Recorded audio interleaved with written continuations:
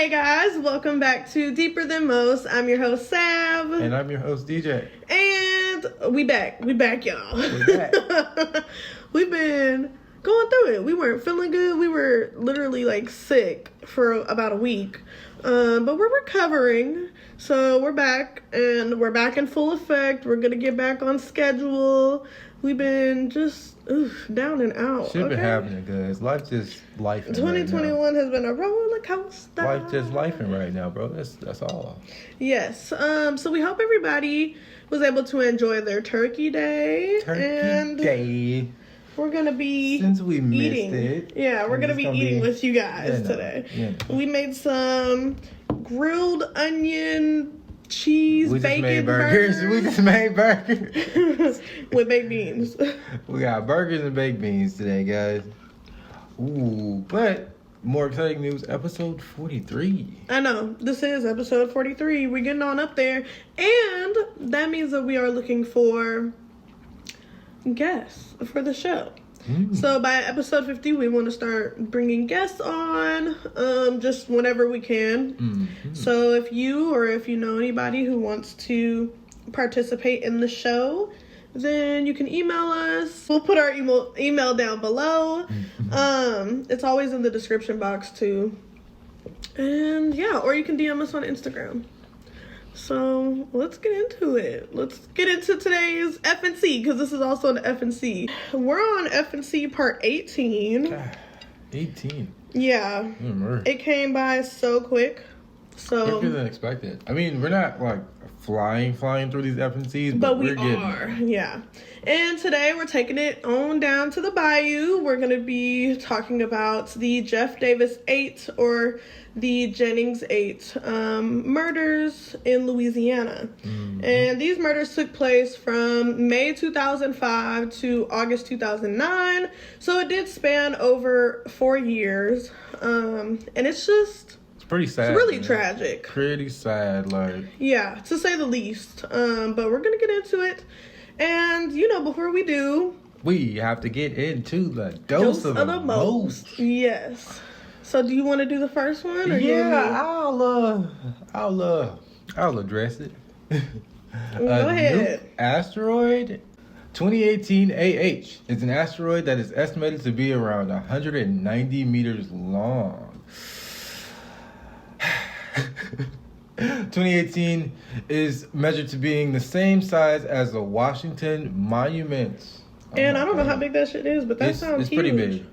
It's really? Pretty big, yeah. I don't know the metrics or nothing, but it's a pretty big monument.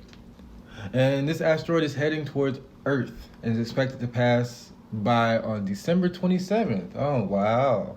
So you open your presents. Coming up. Open your presents, and next thing you know, boom. You just... yeah. Now, that's scary as hell, though. Why ain't nobody saying to pass by us? Ain't nobody saying nothing about it. I ain't heard nothing. Nothing. It's not on the news at all. Yeah. I don't understand. Stuff like that. And this happens every couple of years, apparently, because, I think last year or the year before, there was one that damn near struck us, too, in April. But, however, this one... if it were to make an impact, would cause devastation far greater than an atomic bomb. And for those of you who... it's like a nuke. Yeah. Which would, basically take away everything. Yeah, basically wipe us out. So, that would kill everybody, right? Yeah. Yep. It more than likely would knock... And it would be worse than that? Ugh. It more than likely would knock us out of orbit, which would basically destroy the whole planet. Itself? Yeah. And that's scary. Right, scary as fuck. And this is all according to NASA's asteroid tracker, which is cool. Which sounds accurate as fuck, though. Yeah. I'm sure it is pretty accurate. So that just makes it even scarier.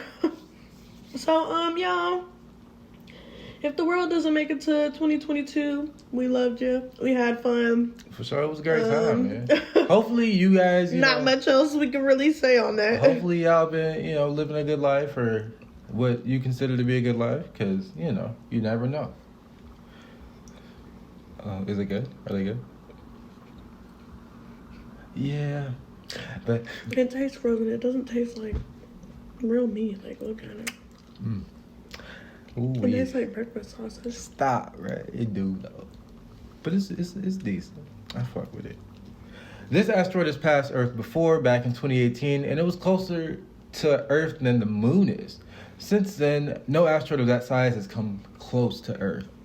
Yeah, so this is the second time it's passed us. Well, it will be passing us. Okay, so maybe this is the one that I was talking about then. Probably. Yeah. Huh. It might be because this happened in 2018, which is how it got its name, I believe. Mm-hmm. But when it passed Earth the first time, it was closer to Earth. Like, it was passing by. It was literally closer to Earth than the moon was. Oh, shit. Mm-hmm. See? And the moon's pretty damn close. See, guys? See? So, but this one, I don't know how far it'll be, like, from Earth. Right. But if it's coming back, still it's scary, coming back. though. I didn't know that they could, like, come back around. I mean, yeah, because honestly, we're not... Okay, so the way that space looks for us right now, we have a lot of debris out there. So I'm not surprised that there's, like, a couple of asteroids that are, like, coming around. But that's scary as hell. Mm-hmm. So, if it impacts Earth, that's it. Like, basically. that's all. It's the dinosaurs all over again. But us. Right. And we're way smaller. Stop. Yeah, definitely. So, our next dose of the most is fear of self. So, this one is really quick. And we just thought it was really interesting. And we're bringing spiders back. So, researcher Daniela Rosler worked with jumping spiders and found jumping spiders know how to get away from other predatory spiders, even with never seeing them before. So, that's cool as fuck. I don't know specifically what jumping spiders, because I know there's more than one kind. Right. But whatever jumping spider she was working with, they kind of have like an offense mechanism. Or no, a defense. I'm sorry. A defense mechanism that allows them to protect themselves from predatory spiders, like it says. Sweet. So she even highlighted how Halloween spider decorations frighten real spiders who have arachnophobia. And she said this on like a talk show. But the fact that she said spiders have arachnophobia is crazy. Because I would have never thought. It is cute. It's like, oh, you scared of spiders too? And you are a spider, right? It's so interesting. So yeah, spiders are just fascinating creatures. Like, even when we talked about how they do their webs and that you can make music, there's music in their webs. Oh, remember we listened to it on the podcast? Yeah, it was kind of scary, that was nice. but it was cool. It was eerie. It was a really weird tune. So. Yeah, that's it for our dose of the most. There's just not too much happening in the world, and I keep saying this, but like, I don't know, things have just been real stagnant. It's weird, scary. Man. It's weird because ain't much happening, but a lot happening. Now we're gonna bring it down a little bit and dive into this case. Yes, time to get serious. I do want to note that this case does involve a minor, and just the overall conversation we're going to be having throughout this episode is going to be very dark, very heavy, and it's just, the whole situation is very tragic, so we just want to make sure that everybody is being respectful in the comments. We don't really get a lot of comments anyway, but the ones we do get, please, be respectful. Just, be uplifting, be respectful, pay your respects. And because this whole situation to me is just very scary. Oh, yeah. And it kind of hits home for me. So let's just get into this, because there's a lot to unpack, y'all. Like, this is going to be a long episode. Go ahead and eat your Thanksgiving leftovers with us. You got 3 days, guys. 3 days on those leftovers. 5. What? Let's debate this. How many days do bro. the leftovers last? You got 3 like, days. how long are they good for? You got 3 days. I'm banking on 5 days. You got 3 days. 5. 3, bro. 5. Especially if it's a good southern. Why if it's 3? a good southern cooked meal, you got 3 days at most. Them greens only gonna be good that day after. Nah, because what we did for Thanksgiving last year, bro, we were eating that shit for like a week after. I mean, yeah, true. Like a week. I honestly don't know. It's literally supposed to be like 3 days. I say 5. You're 5 not is supposed safe. to be eating that shit. 5 is safe. It's still good. Okay, we'll do 3 to 5 days. 3 to 5 days. How's that? Yeah, because don't eat that shit Stop. Okay. So, we're going to get into the victims. There are a total of 8 victims that have been confirmed to be connected to this case. And honestly, that right there is a lot of people. Like, that's a lot of people. They were all women ages ranging from 17 to 30 years old. 17, man. 17. Young. It's so young. Young as fuck. And it's just really scary because that's such a broad spectrum. Yeah. And I don't know. I just feel like anybody could be a target. No, definitely. And that's a big number. 17 to 30 years old, like, shit. 17 to early 20s, you're not even, like, living life for real, you know? No. Some people would say even in your 30s, you're not. Right. Ollie Wally, being bad, per usual. So we have Loretta Chaisson, who's 28 years old, Ernestine Patterson, who's 30, Kristen Lopez, who's 21, Whitney Dubois, who's 26, Laconia Brown, who's 23, Crystal Zeno, who's also 23, Brittany Gary, who's 17, and Nicole Guillory, who is 26 years old. Damn. Can we stop for a second and get into how we just watched the docu-series on Hulu about this? And it's with the Showtime subscription, yes. Right? Yeah, you have to have like the Showtime subscription. So if you have it, we recommend checking out the docu-series about this case to get a better understanding of the stories, the connections, because it's very polluted. Like, there's a lot. It's super intricate. Like, there's a lot of nuances, and it's a lot of stuff going on. A lot of connections, to say the least. The docu-series is called Murder in the Bayou. If you're looking for it. Yeah. And if you don't have Showtime, there's a free trial subscription, which gives you a week to, test it out. And that's more than enough time to watch this docu-series because it's only 5 episodes. And they're like 45 minutes each. But it really just breaks it all down. And the city or the town of Jennings is a very scary place. And we'll get more into that as we talk through this episode. All the victims were found in swamps or canals around Jennings, Louisiana, which is saying a good bit because Jennings is not a big town. At all. I think there was 15,000 or 10,000 people living there? Yeah, like 10,000 people. Not a lot of people at all. Most of the bodies were so badly decomposed that authorities and med examiners could not conclude any causes or manners of death for most or almost all of the women. Yeah. I think there was 1 or 2 that were confirmed. Jeez. Or 1 that was confirmed and 1 that was suspected, but the bodies were just very decomposed. And it's just hard to especially get any evidence from that. Especially in that type of climate that's down there, Yeah, exactly. The swamps. Yeah. Whoever was disposing of the bodies, I feel like they knew. Let me not get into my theories just yet, but I just feel like they knew that putting a body in water would erase everything you need to erase, pretty much, To get into the first victim, her name was Loretta, and she was 28 at the time. She was described by her brothers Chad and Nicholas as a loving mom, daughter, and sister. She was fiercely loyal and was always there when needed, and her body was found May 20th, 2005, by a fisherman who initially thought she was a mannequin. Oh, wow. Yeah. Damn. That's just scary. Scary as hell. As fuck. And it's just a nightmare to have to grasp somebody that you love and know. Right. And I couldn't even imagine being even that random fisherman, just going ready to go fishing, whatever, and just see it a dead body. Fishermen start early in the morning. Early as hell. So I don't know what time she was found, but it had to be early. Yeah, it was early enough because usually, let's see, when me and my great granddad would go fishing, probably be damn near 5:30, 6 o'clock. Yeah, really early in the morning. Yeah.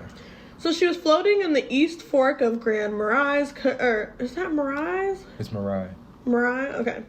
She was floating in the East Fork of Grand Marais Canal, just a few miles southwest of Jennings, Louisiana. She was partially clothed, and she didn't have any shoes on. And shoes is a really big factor in all of these cases. A lot of these women, didn't have their shoes on for some weird reason. I don't know why. Like, yeah, it's just odd. It's so weird. She was severely decomp, which made ID and evidence collection nearly impossible. The autopsy claimed she had no physical injury, and her toxicology report showed high levels of drugs and alcohol in her system. And this is pretty prominent throughout the other women as well. Right. So authorities suspected she had been in the canal for 3 to 4 days before even being found. Oof. And that's a pretty long time. Enough time for her body to really, like, go through the elements. You've got the sun, you've got the rain, especially the water. In those conditions, it's like super humid. It's swamp animals in there. You're in a swamp and, like, there's animals. Yeah. So. It's just very easy for the elements to take over a body and start to, like, consume it. Right. Just even in such a short period of time. Yeah, no, definitely. So now we're going to get into the second and third victims. The second victim being Ernestine Patterson, who was a proud mother of 4 and was only 30 years old. She had lived in and around Jennings her whole life. Ernestine was last seen June 16, 2005. Her body was discovered 2 days later in a drainage canal off Louisiana Highway 102. Oh, fuck. Mm-hmm. That's sad. Yeah. In a drainage canal. Mm-hmm. She was literally just, like, dumped, no respect. Right. Just, like, tossed out there. Yeah.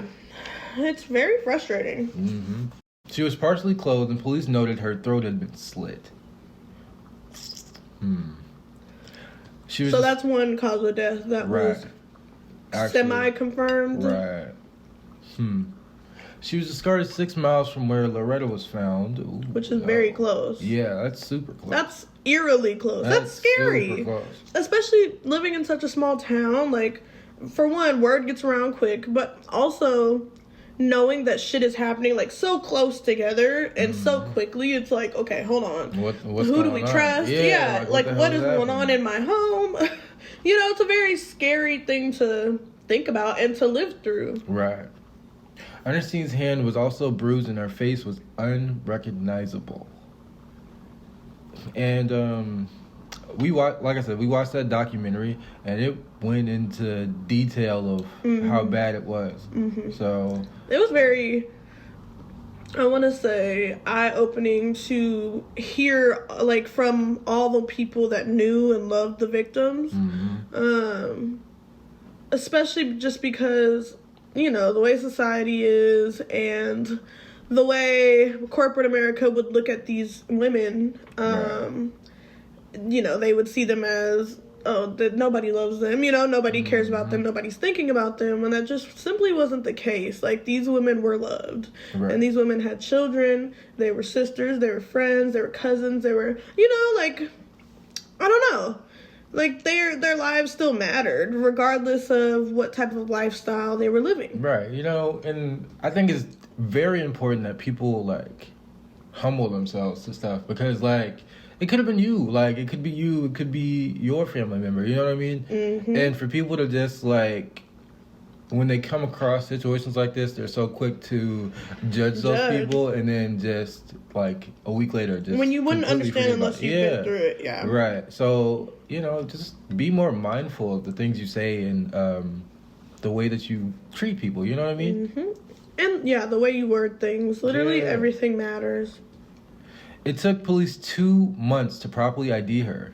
And she was found by a group of froggers at that. And froggers be out, like, super early or super late at night. Same deal. So, yeah, because that's when frogs are, like, the most active, right? Yeah.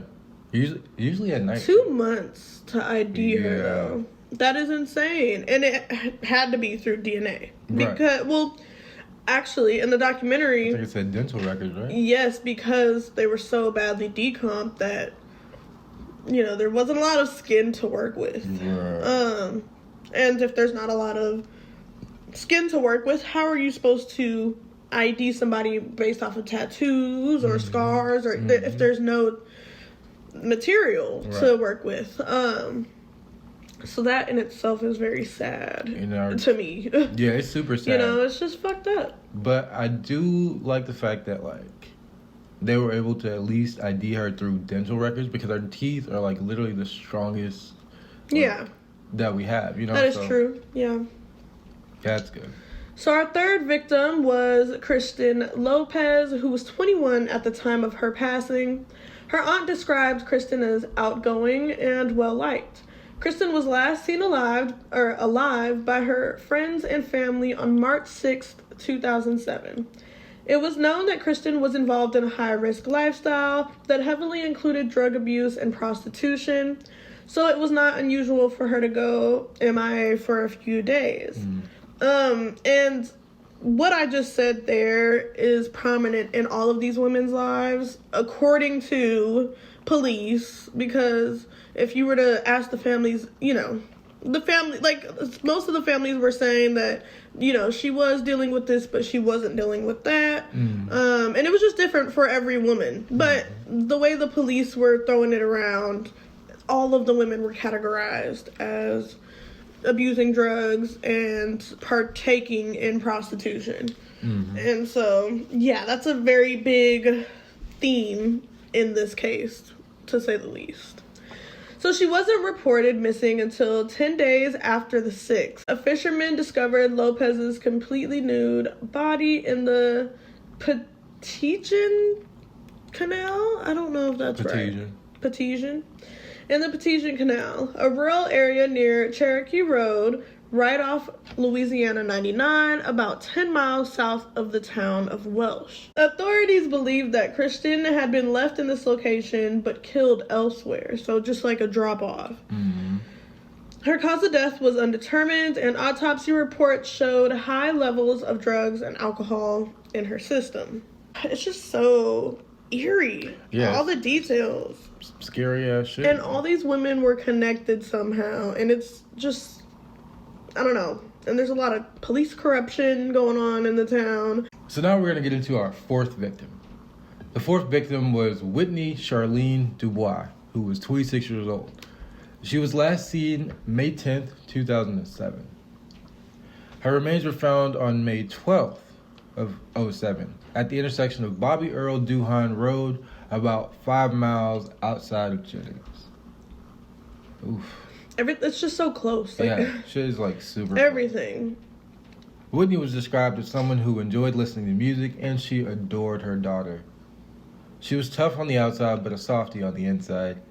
She left a lasting impression on all those who knew and loved her.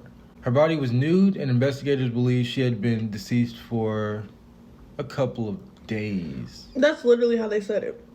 She was deceased for a couple of days. That's how they said it. Oh, wow. Like, just, can we get a number? Right. You know? No real, I don't know. There was no, what's the word I'm looking for?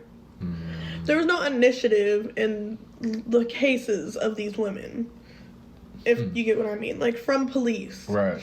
There was no initiative to figure out who was doing this, figure out why these women in particular. Just not a lot of initiative. It's just very sketch. There was no cause of death, and she too had high levels of drugs and alcohol in her system. So I'm sensing a bit of a pattern here. Yeah, definitely a pattern.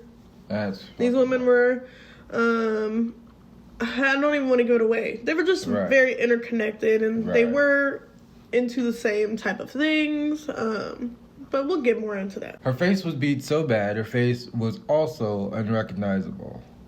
Jesus. Yep, just like Ernestine. So, the next victim is Laconia Brown, who was 23.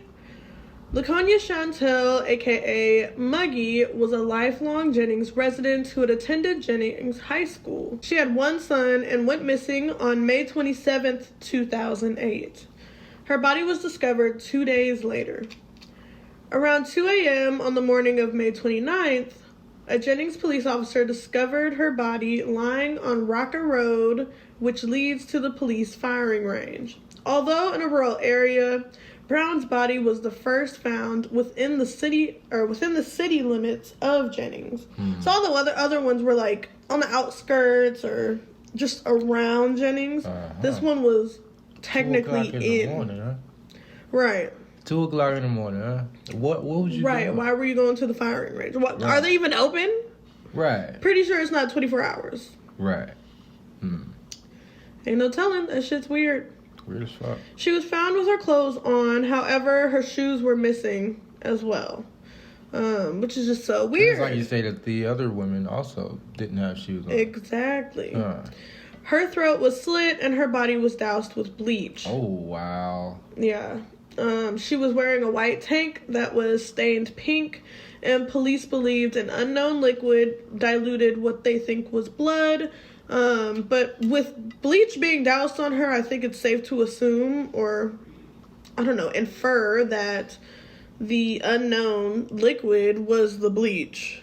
I mean, bleach would definitely For sure. dilute blood, wouldn't you think? And it would probably turn the shirt a white shirt pink. It does. It will. Her body was found only 6 hours after it had been left there, which is crazy because it's like it's almost as if they're right on their tail. Right. You know? Or maybe somebody just, just happened to fucking know because, like, that's super Convenient. Yeah. Laconia's family stated that she may have known something horrible was about to happen to her, and that she was actually living in fears just days prior to her death. She was good friends with one of the other victims that we haven't gotten to yet, which is Brittany Gary, who would eventually become the 7th victim. Also lending credence to the possibility that the deaths were somehow connected, Laconia Brown was at one time implicated in a rape case along with one of the original suspects in the Ernestine Patterson murder, which is the 2nd victim. Just a lot of connections, honestly. Yeah. And a like lot of... Yes. It's just all so connected, and it's really, really scary to think about. What are your thoughts so far before we... I mean, honestly, looking at where this is and the circumstances around, corruption is an understatement for situations like this. You know what I mean? And it does exist. Yeah, no, especially people act like it don't. Especially in small towns like this. Like politics are a wild thing. And if if you've never been around that, if you haven't ever been to a small town to know how the politics come and play, then you wouldn't understand. But it's scary. Super scary. With all that being said, we're going to take a minute to thank our sponsors, and we will see you soon. If you haven't heard about Anchor, it's the easiest way to make a podcast. It's free and it's easy to use. There's creation tools that allow you to record and edit your podcast straight from your phone or computer, making it the best user experience around. Anchor will distribute your podcast for you so it can be heard on Spotify, Apple Podcasts, and many more, making it so you don't have to upload to each individual platform. And the best thing about it, you can make money straight from your podcast with no minimum listenership. It's everything you need to make a podcast in one place.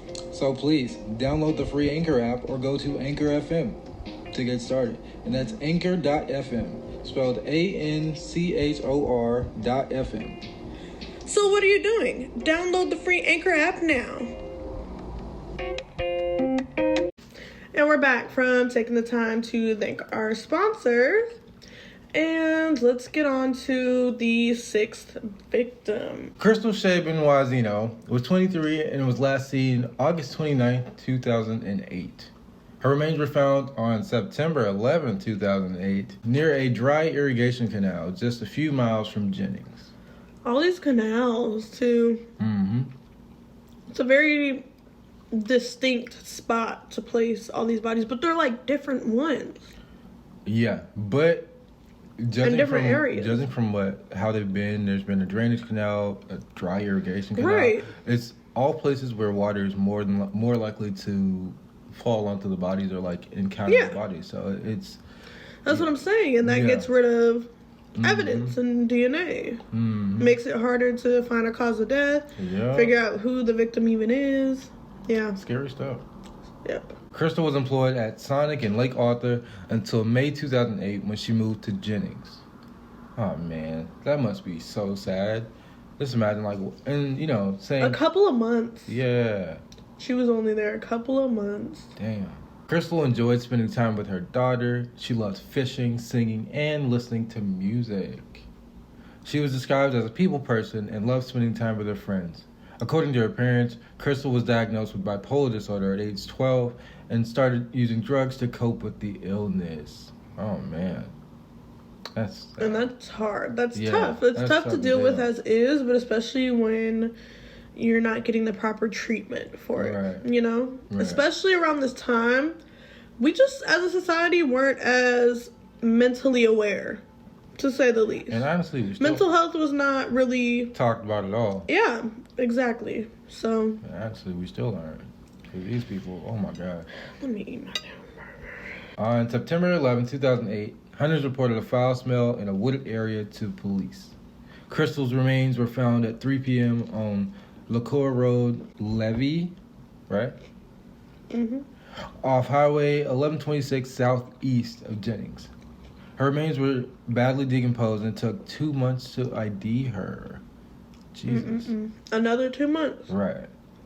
The results came back with her manner of death being homicide and her cause of death was undetermined. So victim number 7 is Brittany Gary, who was 17 years old. Brittany left her home around 5 p.m. on November 2nd, 2008, and never returned. Her home was located on South Doyle Street in Jennings. She walked a few blocks to a Family Dollar store on Plaquemine Street to purchase prepaid minutes for her cell phone, but she just never returned. So she just vanished in thin air or what? At 5:30 p.m., she was caught on surveillance where she was making her purchase. However, she was completely alone, and there was no sign of anyone else waiting for her or accompanying her. The surveillance footage was the last time she was ever seen. So once she walked out the store, like, that was it. Nobody really knew. But on the documentary, because they were talking about all this pollution and there was this pimp and the police and there was just a lot going on in the documentary, but I remember how they had mentioned that she made like a quick phone call to somebody that was like literally 4 seconds long. And it was supposedly to, I don't know if it was to the pimp Richard or if it was to somebody else. Anyways, but the guy had denied, but then somebody ended up picking her up. And that was it. And that was the last time. Yeah, exactly. According to witnesses, but I don't believe it was ever confirmed. So there's just a lot of ins and outs to this, you know? Mm-hmm. Brittany was not known to disappear for long periods of time. When she did leave, she always called or at least answered her calls, or her mom's calls. Calls to Brittany's cell phone went unanswered, and her voicemail box indicated that her inbox was full. November 15th, a search was conducted, and at 12:30 p.m., a searcher located Brittany's body on the side of the road, a half mile south of Louisiana 1126 on Keystone Road, about 4 miles south of Roanoke. Although it was concluded her death was a homicide, police never released her cause of death, autopsy reports, or toxicology reports. Which is suspicious, because why wouldn't you? Right. Like, and they never came out saying that they had any leads or any suspects or anything like that. People of interest, nothing.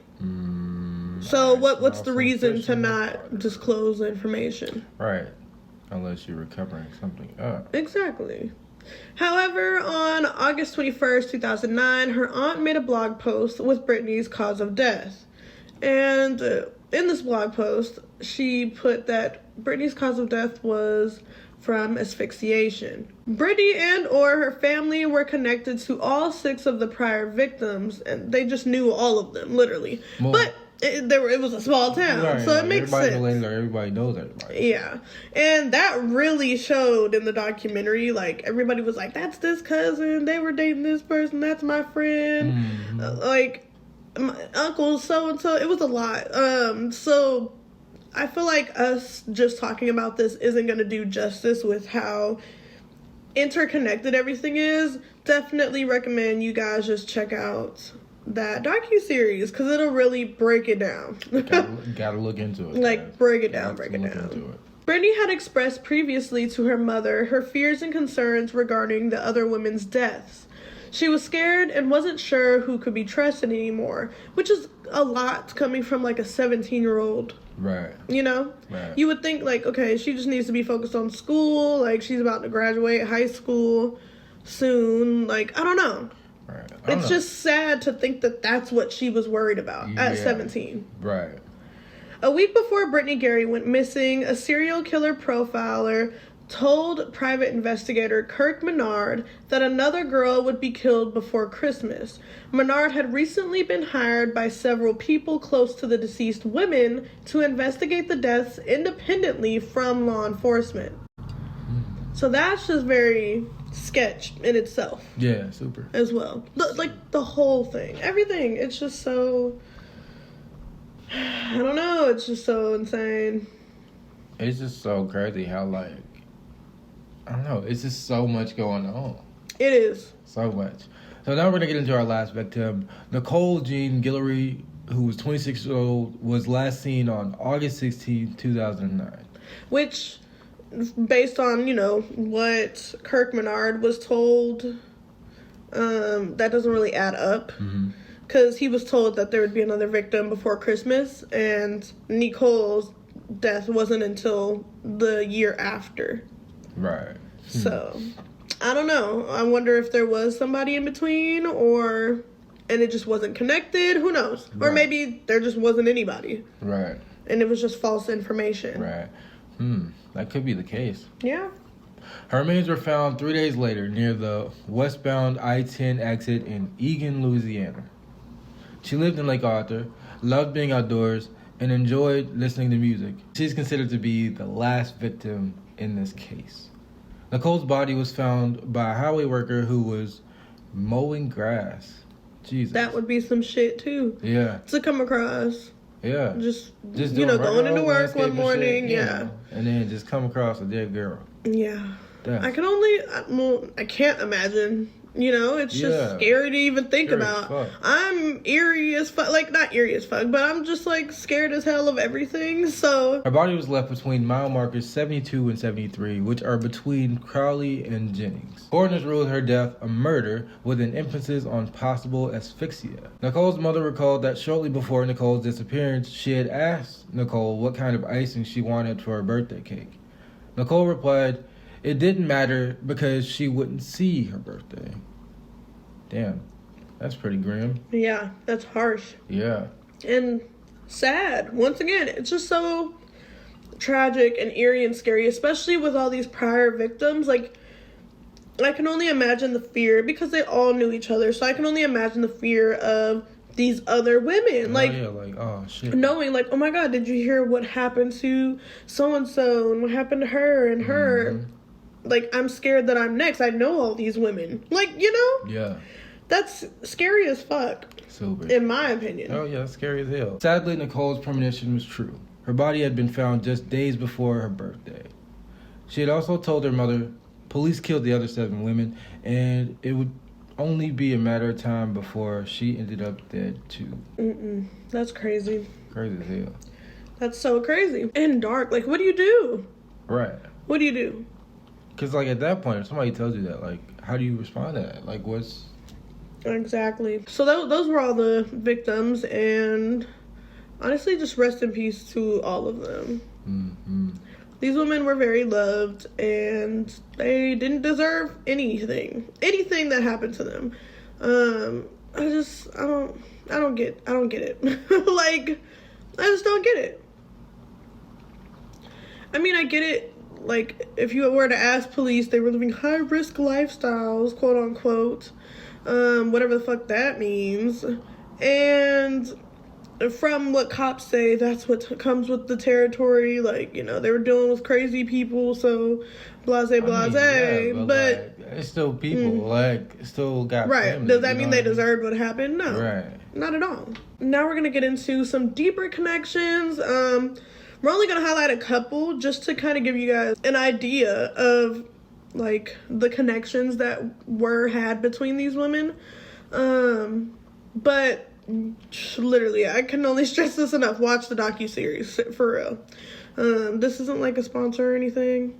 We ain't getting paid. We just saying watch Hulu. That's what we do. The first connection is between Christian Lopez and Brittany Gary, who were cousins. The second thing is that it was known in the community that all of the women had connections to one another, as in they were friends or related or ran with the same crowd. The third connection is that they were known to get high together and hang out as well, and they would party together, have adult parties together, really just living life. So the last connection that we're going to talk about is that most of the women were confidential informants for local police at some point before their passings. Okay.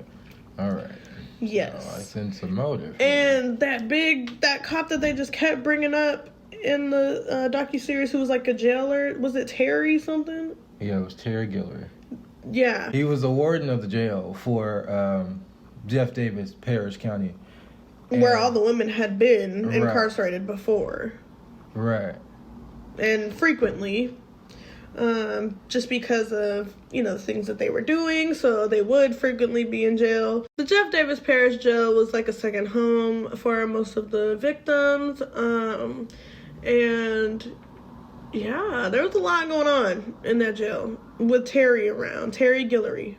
That name, and whatever the fuck that dude was. Something Richard. Kevin Richard? Nah, it wasn't Kevin. We're going to get into our suspects and a couple of oddities. The first is Ricky Edwards, who was the sheriff of Jefferson Davis Parish from 1992 to 2012, and was in office during all 8 of the murders. That's suspicious alone. Super. Second, authorities publicly believe that all the victims were sex workers to support their drug addictions, and that is big because not it means that all they of them were. Not all of them were, but also it was just really big because there was this pimp who was connected to all of them. We don't remember his first name, but his last name was Richard. Or Richard for those who aren't. It's Richard. Yeah. And he was supposedly like the pimp of the girls. But I don't know. It's just very controversial and suspicious. When you watch the docuseries, you'll see what we mean. So another oddity that comes up is lost or missing evidence. It was like every single case there was something wrong. Yeah. I think there was a missing weapon at one point. It's a lot of stuff that ends up missing or lost. Yes. Which happens more often than it should, I feel like. Right.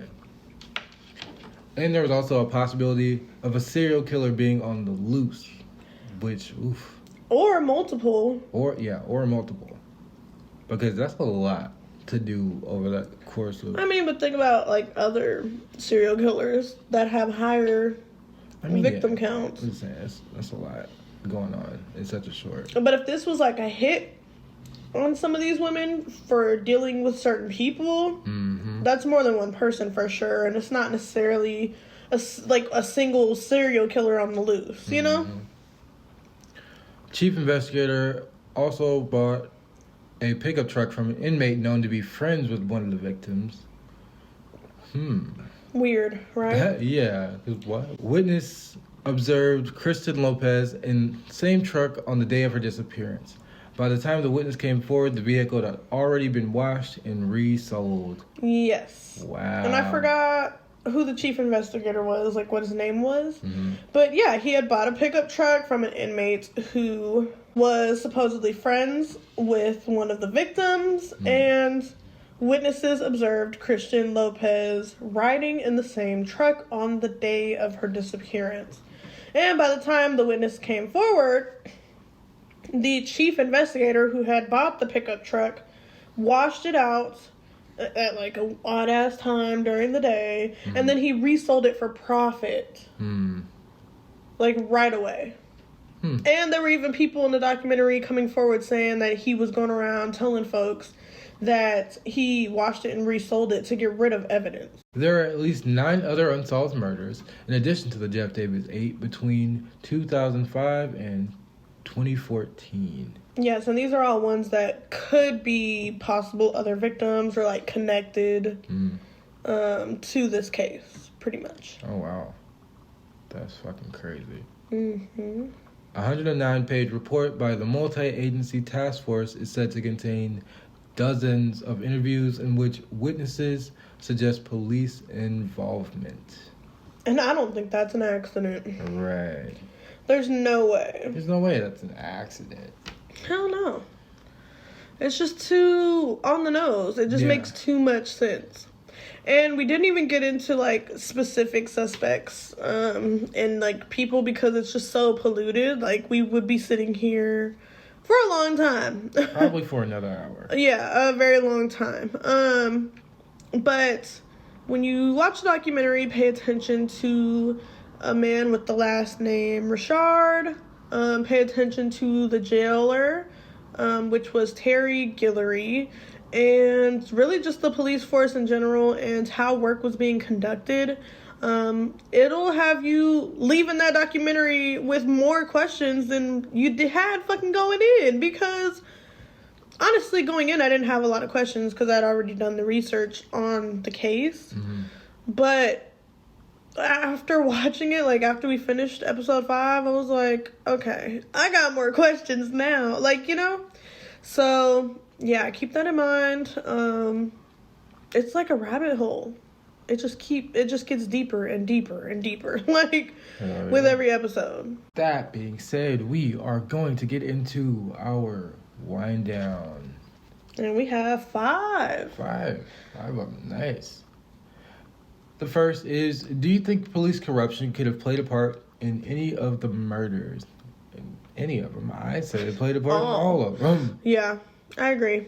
Yeah, it's just too much. It just makes a lot of sense. Coincidental and suspicious shit. Right. Like, it's a lot. Exactly. And even if it wasn't necessarily the police, I know that the pimp, whatever his name is, Richard, he had connections with the police. Right. So even if the police weren't directly doing the work, they were easily able to let him off the hook for doing whatever work he's doing, quote unquote, you know? Mm-hmm. So our second wind down question is, do you believe this was a solo serial killer or a multi-killer spree, connected or unconnected? Honestly, I feel like it's more than one person.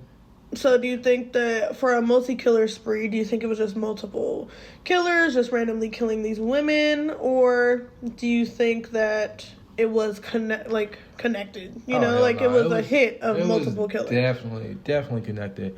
Especially if word got out that these women were informants. I'm certain that right there is a big target. Yeah, I'm certain that there were people being on the streets and being known as a quote-unquote snitch or like an informant. Yeah. People are going to be looking at you crazy, especially in a small town. Right. That's even worse. Right. That's a bad mix. And you can't change small town people's, like, mind that easy. Like, they're not going to just... anybody's mind, really. Right. They're not going to be like, oh, well, you know, Johnny said they're an informant. No, it's fine. But, like, there were people that were saying they saw some of the victims leaving police vehicles at strange hours of the night, getting dropped off. Right. At home.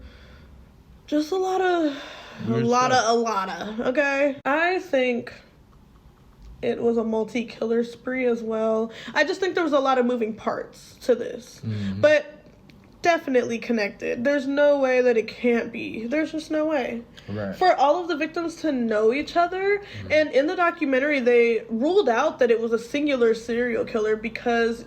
typically, when serial killers go on a spree, their victims don't know each other because that runs a higher risk of them being caught. Yeah, caught. So the fact that these women did know each other, it makes more sense that it would be a multi-killer spree and not just one singular person. Unless, in my opinion, it would be one person calling the shots and then other people going and doing the job. Right. You know?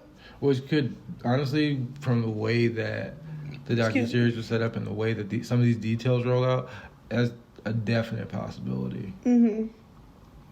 Yeah, definitely. For sure. So, Question 3. Do you think the killer or killers are still at large? And honestly, yeah, they got off scot-free. Hell yeah. And that's scary as hell. I would not be able to sleep at night. I know that. I would move right away. I'd be gone. I wouldn't even want to be there. Yeah, for sure. So the fourth question is, do you think it is a coincidence that all of the women were somehow connected? Why or why not? Honestly, I don't think it was coincidental at all. Why?